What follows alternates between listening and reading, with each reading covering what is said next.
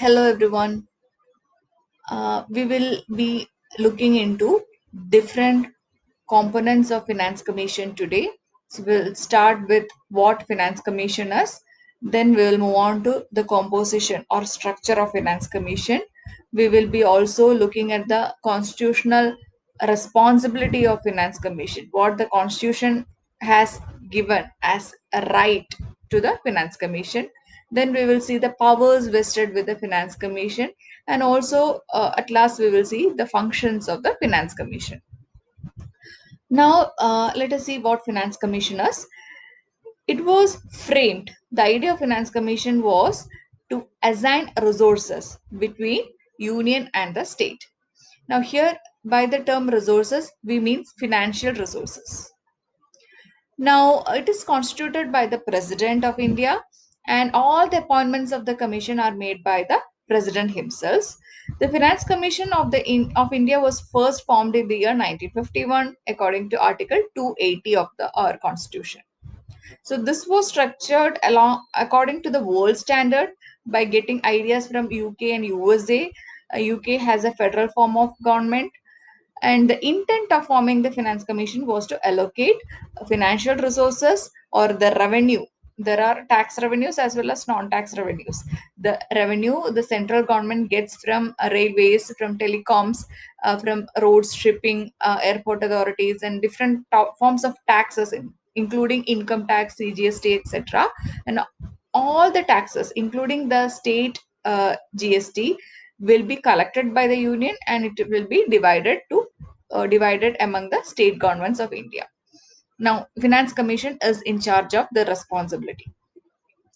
Now, let us see the composition of Finance Commission. The Finance Commission has a chairman along with four members and a secretary. The chairman is the person who heads or who leads the commission, and he presides over all the activities.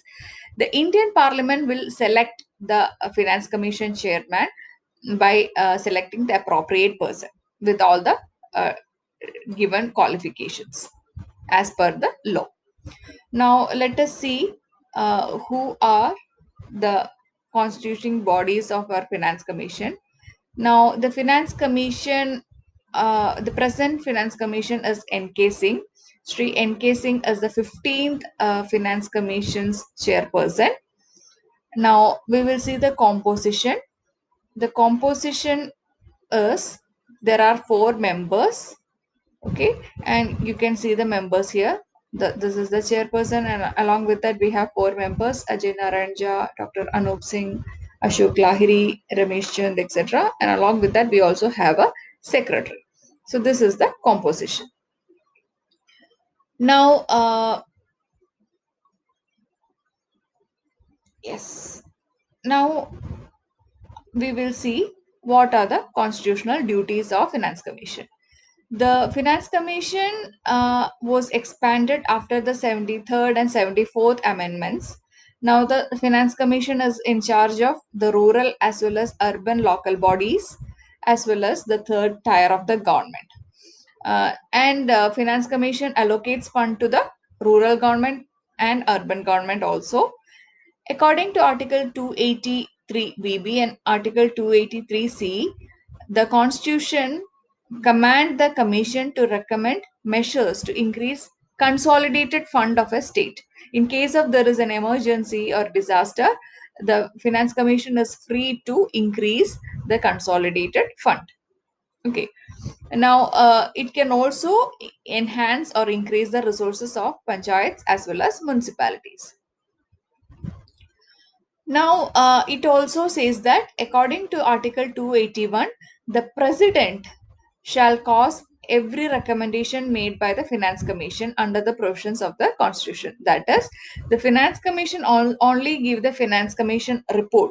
Now, the report only has the suggestions, recommendations. Now, it is the President who can decide or who can give the final decision. Okay.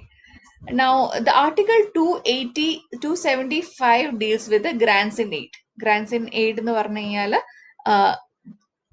അത്യാവശ്യം സന്ദർഭങ്ങളൊക്കെ വരുമ്പോൾ grand ആയിട്ട് അല്ലെങ്കിൽ ടാക്സിന്റെ share അല്ലാതെ തന്നെ benefit കൊടുക്കുന്നതിനെയാണ് നമ്മൾ grants in aid എന്ന് പറയുന്നത്. ഇപ്പോൾ ഹെൽപ്പിംഗ് ആയിട്ടുള്ള ഗ്രാൻസ്, അപ്പൊ അത് കൊടുക്കാനുള്ള അമെൻമെന്റും ഫിനാൻസ് കമ്മീഷനുണ്ട്, അത് കൊടുക്കാനുള്ള പവറും ഉണ്ട്. ആ പവർ വെസ്റ്റ് ചെയ്തിരിക്കുന്ന ആർട്ടിക്കിളിന്റെ പേരാണ് 275. ആർട്ടിക്കിൾ 281 പറയുന്നത് ഫിനാൻസ് കമ്മീഷനെ റെക്കമെൻഡ് ചെയ്യാനേ പറ്റുള്ളൂ, പ്രസിഡന്റ് ആണ് ഡിസൈഡ് ചെയ്യുക എന്നുള്ളതാണ്. 275 പറയുന്നത് എന്താ, സ്റ്റേറ്റ്സിന് ഗ്രാൻസ് ഇൻ എയ്ഡ് ഒക്കെ ഫിനാൻസ് കമ്മീഷന് കൊടുക്കാം എന്നാണ്. അതായത് ടാക്സ് റവന്യൂന്റെ അലൊക്കേഷൻ അല്ലാതെ, റവന്യൂ ഷെയർ അല്ലാണ്ട് തന്നെ അത്യാവശ്യം സന്ദർഭങ്ങളിൽ ഡിസാസ്റ്റർ ഒക്കെ ഉണ്ടാകുമ്പോൾ ഗ്രാൻസ് ആയിട്ടും കൊടുക്കാം എന്നുള്ളതാണ്. ഈ 283 സിയും ഒക്കെ പറയുന്നത് ഫിനാൻസ് കമ്മീഷന് ആവശ്യം വരുമ്പോൾ ഫിനാൻസ് കൊടുക്കുന്നതിന്റെ ക്വാണ്ടിറ്റി കൂട്ടാം, എൻഹാൻസ് ദ റിസോഴ്സസ് കൂട്ടാം എന്നുള്ളതാണ്. ഓക്കെ, 73 and 74 പറയുന്നത് ലോക്കൽ ബോഡീസിന് ഡയറക്ട്ലി കൊടുക്കാം എന്നുള്ളത്. Finance commission has the right to give financial resources to the rural and urban bodies. ഇതൊക്കെയാണ് കോൺസ്റ്റിറ്റ്യൂഷണൽ ഡ്യൂട്ടീസ്. അതായത് നമ്മൾ ബ്രീഫായിട്ട് പറയുകയാണെങ്കിൽ റൂറൽ ആൻഡ് അർബൻ ബോഡീസിന് ഫണ്ട് കൊടുക്കാം.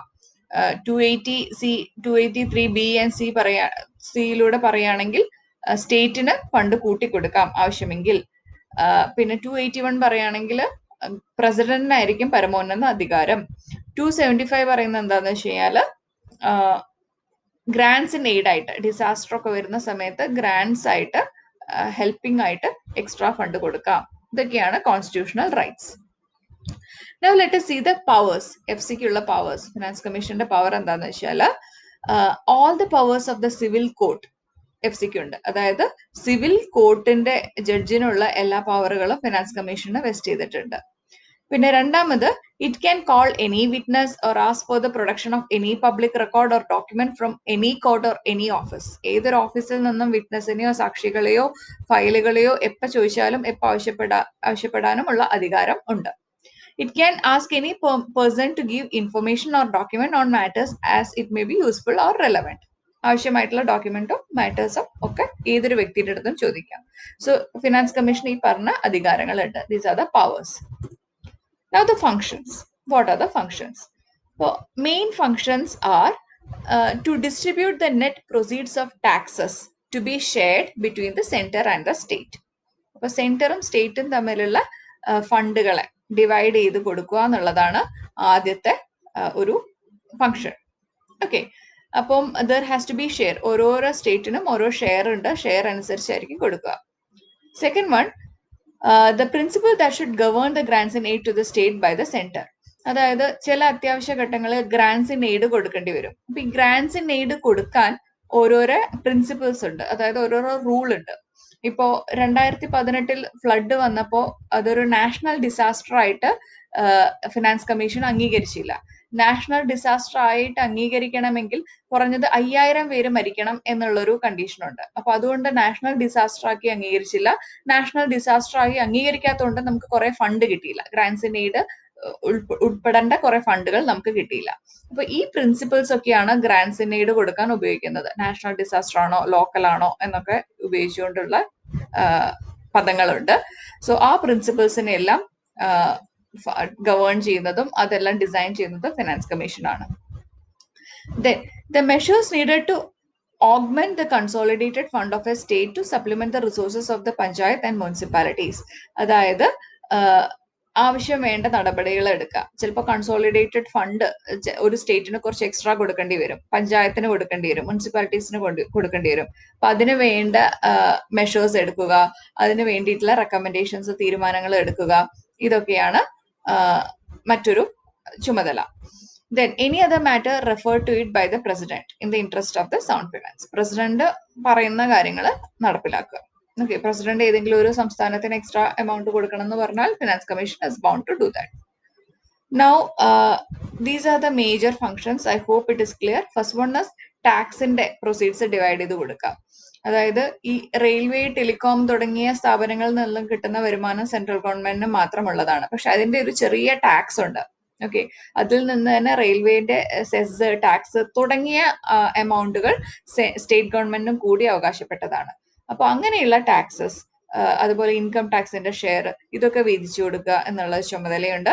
രണ്ടാമത് ഗ്രാൻസ് ഇൻ എയ്ഡ് കൊടുക്കുക എന്നുള്ളതും ഉണ്ട്. ഗ്രാൻസ് ഇൻ എയ്ഡ് കൊടുക്കാൻ വേണ്ടിയിട്ടുള്ള പ്രിൻസിപ്പിൾസ്, അതിന്റെ കണ്ടീഷൻസ് ഒക്കെ നോക്കി ഗ്രാൻസ് ഇൻ എയ്ഡ് കൊടുക്കുക എന്നുള്ളത്. ആവശ്യമെങ്കിൽ ഫണ്ട് കൂട്ടി കൊടുക്കുക, അതിനുള്ള നടപടികൾ എടുക്കുക, പിന്നെ റെക്കമെൻഡേഷൻസ് കൊടുക്കുക, ഇതൊക്കെയും മറ്റൊരു ചുമതലയാണ്. And the last one is president of India പറയുന്നത് അബൈഡ് ചെയ്യുക എന്നുള്ളത്. So we will see the finance commission റിപ്പോർട്ടാണ് ഇത്. So I will take you to the page.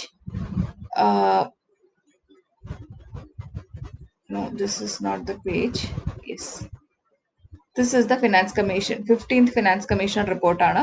അതൊരു 128 പേജ് വരുന്ന ഒരു വലിയ റിപ്പോർട്ടാണ്. പക്ഷെ നമുക്ക് വേണ്ടത് page number 23-യിലുണ്ട്.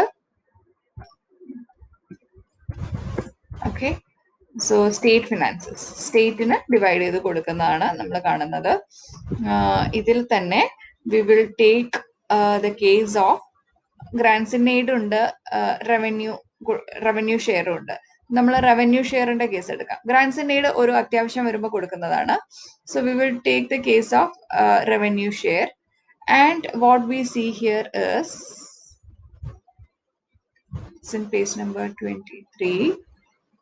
Yes, this is the share. അപ്പോൾ നമ്മൾ ഓരോ കൊല്ലത്തെയും ഓരോ ഫിനാൻസ് കമ്മീഷന്റെ ഷെയർ ആണ് കാണുന്നത്. അതായത് 2000 to 2005 വരെയുള്ള പീരീഡിൽ 29.5, 5 to 10, ഇത് ഓരോ ഫിനാൻസ് കമ്മീഷന്റെ പീരീഡ് 5 years ആണ്. ഫണ്ട് കൂട്ടുന്നതായിട്ട് കാണാം. 2015 to 2020 വരെയുള്ള ഷെയർ ആണ് 42. ഓക്കെ, 2020ക്ക് ശേഷമുള്ള അവർ പറയുന്നത് 40% ഷെയർ എന്നാണ്. 40% ആണ് ഇപ്പോൾ ഉള്ള നിലനിൽക്കുന്ന share. So we recommend an aggregate share of 41%. Okay, 42 നിന്ന് 41% ആക്കി കുറഞ്ഞു. The extra 1% directly went to Jammu കാശ്മീരിന് മാത്രമായിട്ട് കൊടുത്തു. ജമ്മു കാശ്മീർ സ്റ്റേറ്റിൽ നിന്ന് യൂണിയൻ ടെറിട്ടറി ആക്കി മാറ്റിയതുകൊണ്ട്. So 1% went to there. So rest 41% is to be allocated between the different states. അപ്പൊ അതിന് എടുത്തിരിക്കുന്ന ക്രൈറ്റീരിയ ആണ് ഈ പറയുന്നത്. മുമ്പത്തെ ഫിനാൻസ് കമ്മീഷൻ ഒന്നും പോപ്പുലേഷൻ എന്ന് പറഞ്ഞ ക്രൈറ്റീരിയ വെച്ചിട്ടില്ല, ഫോറസ്റ്റ് കവർ ക്രൈറ്റീരിയ വെച്ചിട്ടില്ല. ഓക്കെ, ഫിസിക്കൽ ഇങ്ങനെയുള്ള ചില ഫിനാൻസ് കമ്മീഷനിൽ വേറൊരു കണ്ടീഷൻ ക്രൈറ്റീരിയ കാണാം. ഇപ്പോഴുള്ള ഫിനാൻസ് കമ്മീഷൻ 6 ക്രൈറ്റീരിയ ആണ് വെച്ചിട്ടുള്ളത്. ഒന്ന് പോപ്പുലേഷൻ, പിന്നൊന്ന് ഏരിയ, പിന്നൊന്ന് ഫോറസ്റ്റ് കവർ, പിന്നൊന്ന് ഇൻകം ഡിസ്റ്റൻസ്, പിന്നൊന്ന് ടാക്സ് എഫേർട്ട്. അങ്ങനെയുള്ള 6 എണ്ണമാണ്. ടാക്സ് എഫേർട്ട് കൊടുത്തിട്ടില്ല. I'll show you. Now we will see what is the distribution among different states. So what we see here is ഇതൊക്കെയാണ് ക്രൈറ്റീരിയ. ടാക്സ് എഫേർട്ട് ഉണ്ട്, demographic performance, income distance, forest, ഈ 6 എണ്ണമാണ് criteria. അതിന് weightage കൊടുത്തിരിക്കുന്ന ഇത്രയുമാണ്. So we can see the weightage. പോപ്പുലേഷന് 15, ഏരിയക്ക് 15, ഫോറസ്റ്റിന് 10, ഇൻകം ടാക്സ് എഫേർട്ടിന് 2.5, ഡെമോഗ്രാഫിക്ക് 12.5. ഓക്കെ, അപ്പൊ അത് വെച്ചിട്ട് നമുക്ക് ഓരോ സ്റ്റേറ്റിന് കൊടുത്തിരിക്കുന്ന ഷെയർ കാണാം. ടോട്ടൽ ഗവൺമെന്റ്, സെൻട്രൽ ഗവൺമെന്റിന് കിട്ടിയ റവന്യൂവിൽ നിന്ന് ആന്ധ്രാപ്രദേശിന് 4%, അരുണാചൽ പ്രദേശിന് 4%, കേരളത്തിന്റെ കേസ് എടുക്കുകയാണെങ്കിൽ 1.9% ഉള്ളൂ. Okay, so Karnataka has A higher percentage, Jharkhand has A higher percentage. ഇങ്ങനെ ഓരോരുത്തർക്കും ഓരോ പെർസെൻറ്റേജിൽ കൊടുത്തിരിക്കുന്നത് നമുക്ക് കാണാം. ഏറ്റവും കൂടുതലുള്ളത് UPക്കാണ്. UP has 17%, and പിന്നെയുള്ളത് ബീഹാറിന്. ബീഹാർ ഹാസ് 10%. ഇത് നമുക്ക് കാണാവുന്നതാണ്. നൗ ഇതിന്റെ കണ്ടീഷൻ പറയുന്നത് അതിന്റെ ഫോർമുലാസ് ഒക്കെ കൊടുത്തിട്ടുണ്ട്. സോ അതിലെ പോപ്പുലേഷൻ, അതായത് ഒരു സ്റ്റേറ്റ്, ഐത്ത് സ്റ്റേറ്റ് എന്ന് പറയുന്ന ഒരു പെർട്ടിക്കുലർ സ്റ്റേറ്റ് ആണ്. ആ state population divided by total whole ഇന്ത്യയുടെ പോപ്പുലേഷൻ, അതായത് 28 സ്റ്റേറ്റ്സിന്റെയും പോപ്പുലേഷൻ എടുത്തു കഴിഞ്ഞാൽ ഓരോ സ്റ്റേറ്റിന്റെ ഷെയർ കിട്ടും.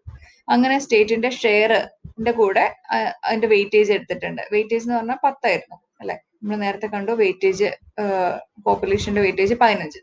അപ്പൊ 15 മൾട്ടിപ്ലൈ ചെയ്യും. അങ്ങനെ ഓരോന്നിന്റെയും കോമ്പോസിഷൻ കൊടുത്തിട്ടുണ്ട്.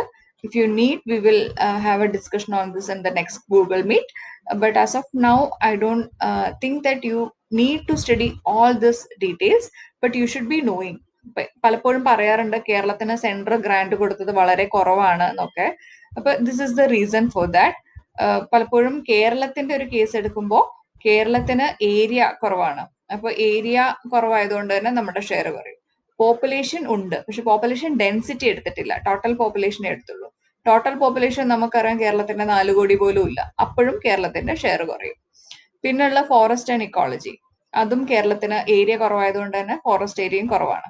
ഏറ്റവും കൂടുതൽ ഫോറസ്റ്റ് കേരളത്തിലുണ്ട്, വെസ്റ്റേൺ ഗാർഡ്സും ഈസ്റ്റേൺ ഗാർഡ്സും ഒക്കെ ആയിട്ട്. പക്ഷെ നമുക്കറിയാം കേരളത്തിന്റെ ലാൻഡ് ഏരിയ വളരെ കുറവാണ്. When we compare with Madhya Pradesh, U P, Tamil Nadu etcetera, നമ്മുടെ ചെറിയൊരു ലാൻഡാണ്. അപ്പോഴും നമ്മുടെ ഷെയർ കുറയും. ഇൻകം ഡിസ്റ്റൻസ് എന്ന് പറയുന്നത് മുമ്പ്, അതായത് ഏറ്റവും കൂടുതൽ ഇൻകം കിട്ടുന്ന 3 സംസ്ഥാനങ്ങൾ എടുത്തു. Top 3 G S D P per capita ഉള്ള സ്റ്റേറ്റ്സ് എടുത്തു. G S D P per ക്യാപിറ്റയാണ് എടുക്കുന്നത്. ഗോവ, സിക്കിം, ഹരിയാന എന്നിങ്ങനെ. അതിൽ ഹരിയാനയെയാണ് മീൻ ആക്കി എടുത്തിട്ടുള്ളത്. ഓക്കെ, അപ്പൊ ഹരിയാനയുടെ മീൻ ആക്കി എടുത്തിട്ട് മെഷർ ചെയ്യുന്നതാണ് ഈ പറയുന്നുണ്ട് തേർഡ് ഹയസ്റ്റ് സ്റ്റേറ്റ് ഹരിയാനയെ മീൻ ആക്കി എടുത്തുകൊണ്ട് ഹരിയാനയുടെ G S D P per capita എടുത്തുകൊണ്ടാണ് നമ്മൾ ഇത് കാൽക്കുലേറ്റ് ചെയ്യുന്നത്. പിന്നെ ഡെമോഗ്രാഫിക് പെർഫോമൻസ്, അതായത് ഫെർട്ടിലിറ്റി റേറ്റ് ആണ്, ഏജ് സ്പെസിഫിക് ഫെർട്ടിലിറ്റി റേറ്റ്. ഇപ്പൊ കേരളത്തിന്റെ ഫെർട്ടിലിറ്റി റേറ്റ് കുറവാന്ന് നമ്മൾ കണ്ടു. ഓൾ ഇന്ത്യ ലെവലിൽ തന്നെ കേരളത്തിൽ ഏറ്റവും കുറവാണ്. അപ്പൊ അങ്ങനെയും കേരളത്തിന് കിട്ടുന്നില്ല. പിന്നെ tax effort. Okay, so tax effort is one area. കേരളത്തിന്റെ സർവീസ് സെക്ടർ ഏറ്റവും കൂടുതൽ കേരളത്തിലാണ്. അപ്പൊ ഏറ്റവും കൂടുതൽ ടാക്സ് പേ ചെയ്യുന്നതും കേരളത്തിലാണ്. That is only one area where Kerala can actually claim. അവിടെ അല്ലാതെ ബാക്കി എല്ലാത്തിലും കേരള പിറകോട്ട് പോയിരിക്കുകയാണ്. Because we have good indicators. Okay, fertility rate high ആവുന്നത്, ലോ ആവുന്നത്, it's a good indicator. So in any ways we are better, but the thing is we have to depend on center for the tax share, and the tax share has been designed in such a way that we are actually getting much less. So അങ്ങനെ ഒരു problem കൂടി നമുക്ക് കാണാം. Okay, now one more thing which I want to add here is, ഇവിടെ എടുക്കുന്നത് G S D P per capita ആണ്. Per capita ഇൻകത്തിന്റെ G S D P അല്ല, total G S D P വേറെയാണ്, per capita income wise G S D P വേറെയാണ്. അപ്പോൾ we will talk about that in another class. So this is what Finance Commission does. So I hope it is clear. We'll have a discussion on a Google Meet later on. If you have any doubt, please feel free to contact me.